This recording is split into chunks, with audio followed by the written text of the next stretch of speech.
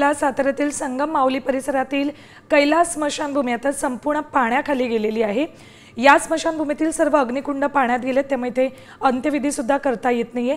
काय नेमकी तिथली परिस्थिती दाखवतात आमचे प्रतिनिधी ओंकार कदम।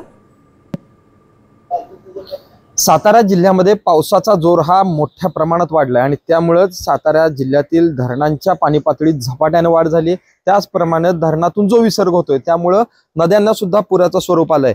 आपण आता उभे आहोत हा साताऱ्यातील संगम माऊलीचा परिसर आहे। साताऱ्याची जी स्मशानभूमी आहे कैलास स्मशानभूमी, या स्मशानभूमीच्या परिसरात आपण उभे आहोत आणि आपण पाहतोय की या स्मशानभूमीतील सर्व अग्निकुंड पाण्याखाली गेलेले आहेत। त्यामुळे आता इथं जो विधी आहेत ते सुद्धा करता येणार नाहीत, कारण पूर्ण पाण्याने या स्मशानभूमीला वेढा दिल्याचं पाहायला मिळतंय।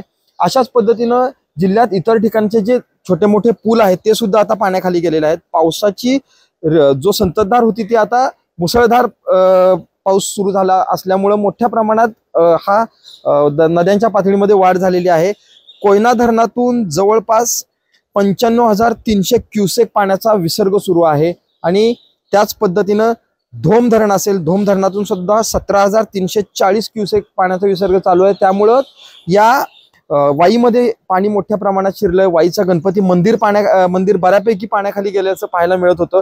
त्याच पद्धतीनं साताऱ्यातील कन्हेर धरण असेल, उरमोडी धरण असेल, या सर्व धरणातून मोठ्या प्रमाणात पाण्याचा विसर्ग सुरू आहे आणि त्यामुळेच जिल्ह्यातील एकूणच पावसाचा जो संततधार होती ती मुसळधार आता सुरू झाल्यामुळे जिल्ह्यात सतर्कतेचा इशारा प्रशासनाकडून देण्यात येतो।